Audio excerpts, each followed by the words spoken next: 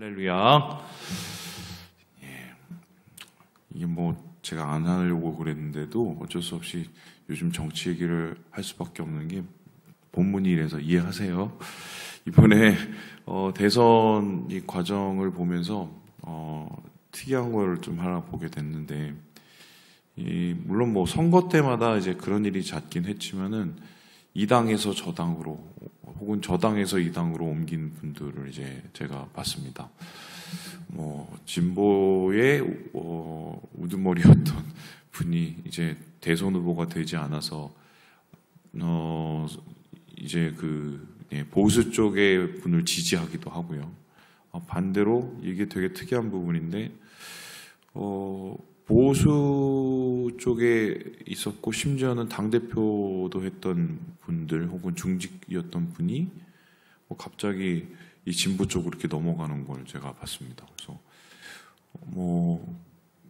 진보의 수장이었던 분이 넘어가는 건 지금 대통령 되신 분을 워낙 싫어해서 그런 거는 제가 알고 있는데, 보수 쪽에 있었던 뭐 좀 작은 당이긴 했지만 거기에 대표하던 분이 갑자기 진보로 넘어간 걸 보고, 야, 이게 말이 돼? 이렇게 생각을 했는데, 그래서 제가 일부러 찾아봤어요. 그분들이 왜 이 진보로 넘어갔는지. 그래서 두 분이 좀 기순용사잖아요, 이쪽에서 볼 때는.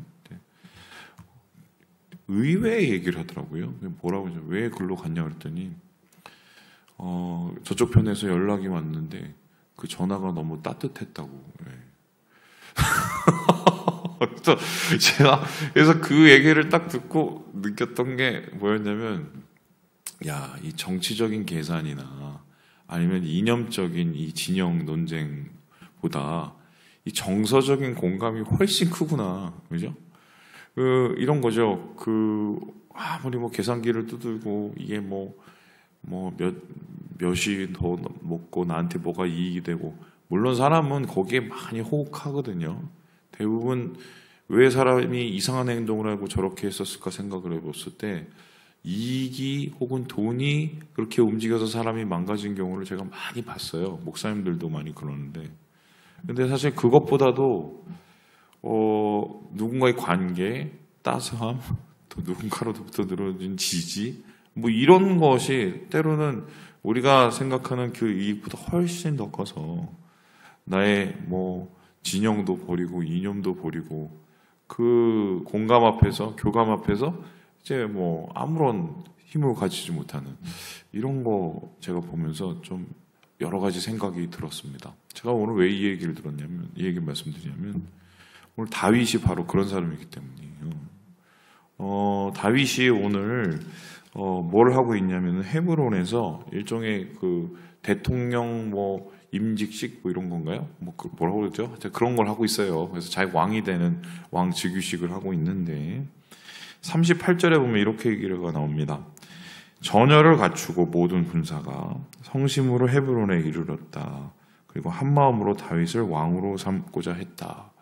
그래서 여기서 보면은 헤브론에서 다윗을 왕으로 세우기 위한 장로들도 있었을 것이고, 그리고 여러 중책을 맡은 사람들도 있었을 것이고, 이때는 이미 이제 사울이 이제 쇠락하고 죽고 이런 상황이었기 때문에. 그런데 특별히 이 즉위식의 자리에는 군사들이 많이 참석을 했어요. 그 숫자가 어느 정도 됐느냐? 제가 준비를 해왔는데요. 보여주실까요? 이게 다 보여주시지만 오늘 기록된 명단이거든요. 유다에서 6,800명, 7,100명, 레위, 베냐민, 에브라임, 므낫세 쭉쭉쭉쭉쭉 이어지죠. 그래서 총계를 보시면 놀라는데 32만 명이 32만 7천 명. 이게 지금 오늘 여기에 기록된 내용이거든요. 그럼 군대만 32만 7천 명이 이 즉위식에 참여를 했다? 저는 그래서, 야, 이게 어떻게 이 사람들이 다 모이지? 우리 인구가, 의정부가 46만? 7만으로 알고 있는데, 군대가 이만큼 참여를 하고, 장로들도 참여를 하고, 또 여러 백성들이 참여했으면 거의 의정부 인구가 다 모인 거예요. 근데 여러분, 이 당시에 인구 분포가 어느 정도였냐면 곱하기 10을 하면 돼요. 그러니까 32만이 모였으면 지금의 320만 정도라고 보면 됩니다. 인구가 적기 때문에. 그러면 뭐 한 400만 명의 사람들이 모였다고 한번 생각을 해보세요. 어마어마한 숫자죠. 그 어마어마한 숫자 중에서 대다수의 인원이 군대였다. 그렇다면 이제 다윗은 이 정권이 출발할 때부터, 이 왕국이 출발할 때부터 이미 탄탄한 기반을 가지고 국방력을 가지고 그리고 힘을 가지고 시작했다는 것을 알 수가 있습니다. 나라가 잘 될 수밖에 없었다. 뭐 이렇게 보는 거죠. 반면에 여러분 생각을 해보시면 사울은 나라가 맨 처음에 시작을 했었을 때 제비 뽑기를 했잖아요. 제비 뽑기를 했을 때 베냐민 자손에서 또 뭐 기스의 아들이 변변치 않는 이 지파에서 나온 그 사람을 보고 오히려 야 무슨 저런 인간이 무슨 왕이냐 이러고 있었던 사람들이 이렇게 도망가는 경우 아니면 그냥 집에 돌아가는 경우가 있었었는데 지금 다윗은 반대로 모든 이스라엘의 지파들이 모여 있는 뭐 이런 이야기가 됩니다. 그렇다면 우리는 이제 생각을 해보게 되는 거죠. 아유 당연히 사울이 뭐 저 모양 저꼴에 그리고 이제 나라가 이제 바뀌고 대통령이 바뀌었으니 뭐 줄서로 온 거 아니야? 뭐 이렇게 생각할 수가 있겠습니다. 그런데 오늘 말씀을 보면 전혀 그게 아니라는 것을 알 수가 있습니다. 이 사람들이 물론 이제 이스라엘이 망하고 나서 유대가 세워졌었을 때 새로운 지도자를 맞이하기 위해서 내려온 사람도 적잖이 있었겠지만 주된 인물, 대부분의 인물은 어떤 인물이었냐? 자원에서 온 이전부터 함께한 사람들이었다는 거예요. 그런데 그냥 이전부터 함께한 것이 아니라 성경에서 기록을 하기는 다윗이 힘도 별로 없고 굉장히 어려웠을 때 그를 도와주기 위해서 온 사람들이라는 겁니다. 우리 함께 12장 1절의 말씀을 같이 한번 읽어보도록 할까요? 1절 말씀입니다. 같이 한번 읽어보죠. 시작.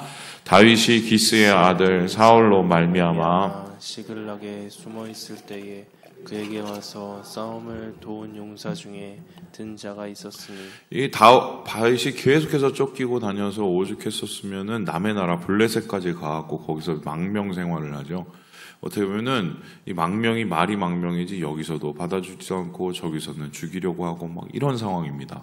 그렇다면은 다윗의 기반이 굉장히 위태하고 자기도 자기 스스로를 어떻게 챙기지도 못할 그런 상황이에요. 그런데 보세요. 여기에 베냐민 지파가 옵니다. 2절을 보니까 사울의 동족인 베냐민 지파가 지금 변변 찾는 별 볼 일 없는 다윗을 찾아와서 다윗을 옆에서 도와주죠.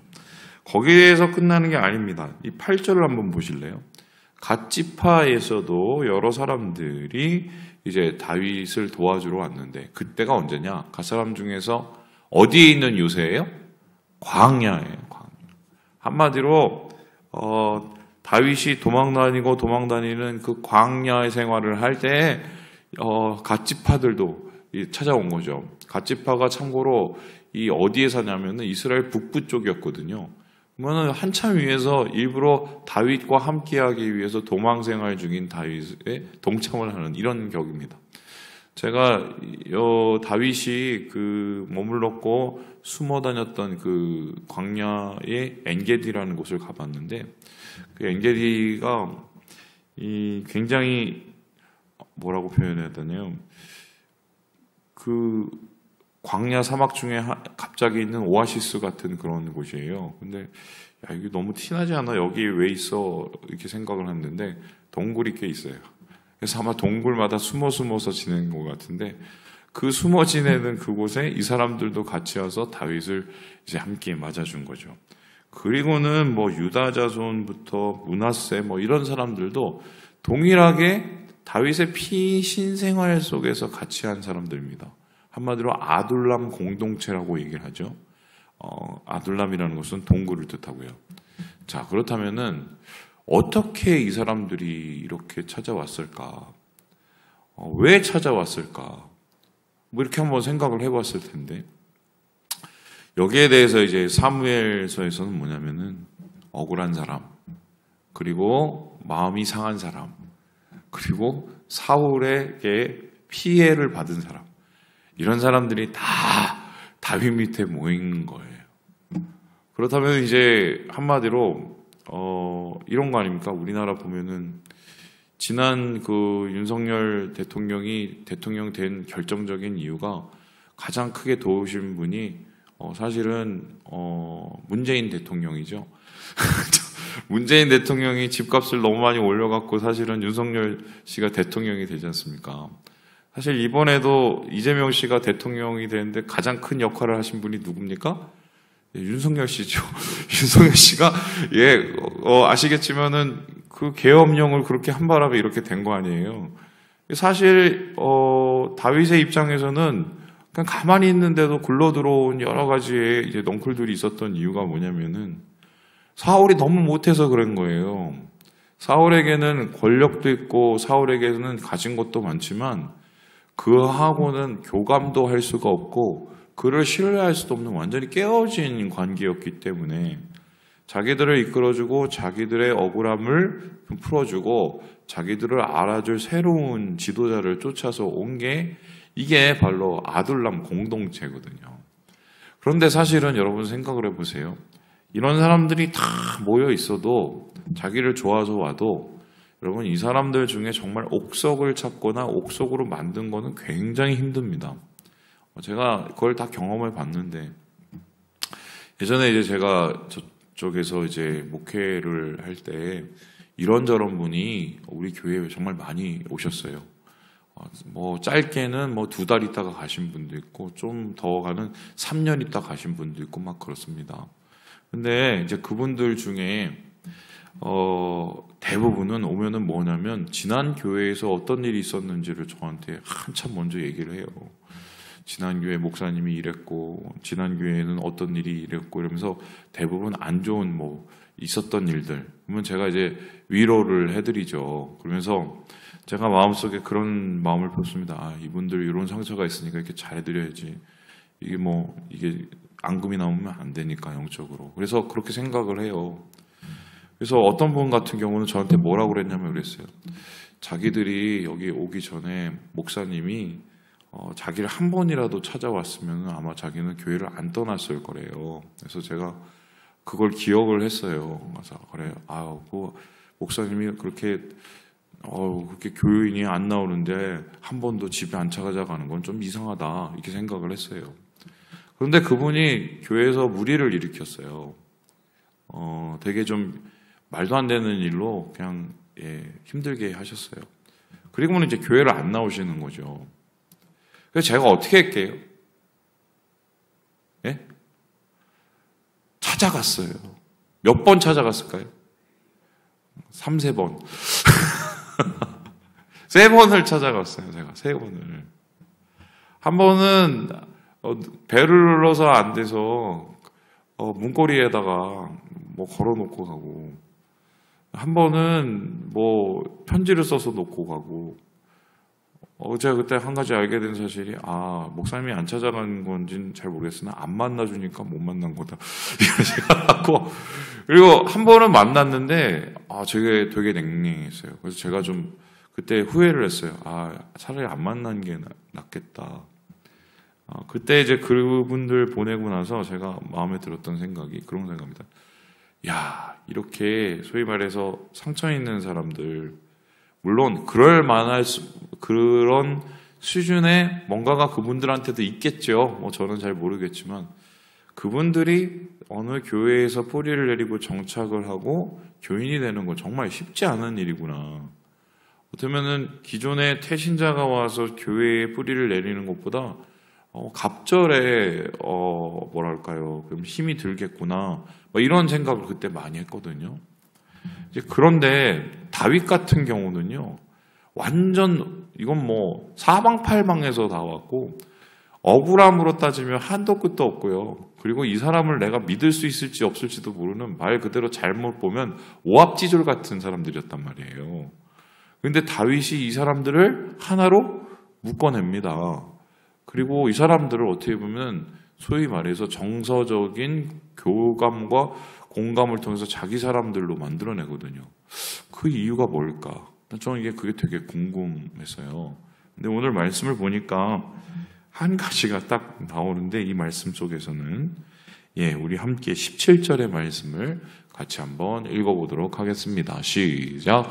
다윗이 나가서 맞아 그들에게 말하여 이르되 만일 너희가 평화로이 내게 와서 나를 돕고자 하면 내 마음이 너희 마음과 하나가 되려니와 만일 너희가 나를 속여 내 대적에게 넘기고자 하면 내 손에 불의함이 없으니 우리 조상들의 하나님이 감찰하시고 책망하시기를 원하노라. 그러니까 이 사람들이 자기한테 굴러오는데 이게 정말 선으로 오는 건지 아니면 계산적으로 오는 건지 아니면 말 그대로 악의로 가짜로 오는 건지 잘 모르잖아요. 그리고 이 사람들이 와서 정말 어떠한 태도와 어떠한 마음으로 자기에게 와서 정착할지도 잘 몰라요. 그런데 지금 여기에 대해서 다윗은 이것을 한 가지로 해결을 하는데 다시 한번 17절 띄워주시죠. 하나님이 감찰하시고 책망하시기를 원하노라 이렇게 얘기를 합니다. 그러니까 니네들이 어떤 마음으로 오지 내가 어떻게 아니 이런 거예요. 나한테 선한 마음으로 오는지 난 잘 몰라. 꿰뚫어 볼 수 있는 무슨 관심법 이런 거 있는 거 아니거든요. 궁예가 아니에요. 제 다윗은. 그런데 단 한 가지 맡겨버려요. 누구에게요? 하나님에게. 니들이 어떤 마음으로 오는지는 잘 모르겠는데 난 진짜 쥐뿔도 지금 없어서 도망 다니는데 하나님이 알아서 해주실 거야. 니네들의 마음의 중심이 어떤지 하나님이 감찰해 주실 거야. 하지만 나는 마음이 열려 있어. 함께할 마음이 있으니 알아서 해. 이렇게 얘기합니다. 그랬더니 18절에 보니까 어떤 얘기가 나오면 그때의 성령이 30명의 우두머리 아마새를 감싸니 성령이 역사를 하십니다. 그러니까 하나님한테 맡겨버렸더니 이 사람이 뭔진 잘 모르겠으나 정서적인 뭔가 교감이 이루어진 거예요. 따뜻한 거죠. 그러면서 성령의 뭔가의 감동을 얻어서 지금 샬롬을 서로 얘기하고 샬롬 가운데 다윗의 충직한 사람이 되는 게 오늘 말씀 속에 이제 나타나게 되는 거죠. 그래서 제가 어제 이걸 묵상하면서 이게 진짜 될까라는 생각이 좀 적잖이 있지만 어쨌든 그것조차도 하나님 앞에 맡겨버리고 이 모든 관계에서 하나님께서 자기에게 감당하게 하시는 것들을 다윗조차도 충성되게 하는 요 모습이 결국 이 다윗의 공동체를 하나가 되게 하는 가장 중요한 원인이 되었다, 동력이 되었다. 이렇게 이야기가 이어집니다. 그래서 결국 이 끝에 이 군사들은 어떻게 이어지느냐? 40절 끝에 이렇게 얘기하는데요. 이스라엘 가운데에 기쁨이 있습니다. 여기서 말하는 기쁨이라는 것은 앞에 먹을 거 밀가루 과자 많이 먹어서 기쁜 게 아니라 물론 그것도 기쁘죠. 그렇지만 하나님 안에서 이들이 마음이 통했기 때문에 말씀을 마칩니다. 전 교회가 이랬으면 좋겠어요. 어떤 계산 또 어떤 여러 가지 헤아림 이런 거 말고 하나님 안에서 통하는 이런 거. 하나님께 맡겨드리고 하나님 안에서 통하는 이런 공동체. 이게 진짜 교회가 아닐까라는 생각을 다시 하게 되면서 목회를 앞으로 좀 잘했으면 좋겠다 이런 생각을 어제 개인적으로 했거든요. 말씀을 마칩니다. 주님이 원하시는 통하는 공동체 한번 묵상해 보시고요. 하나님 안에서 이런 공동체를 잘 세워가셔서 주의 기쁨을 누리시는 우리 모든 형제 자매들 되시길 주님의 이름으로 축원합니다.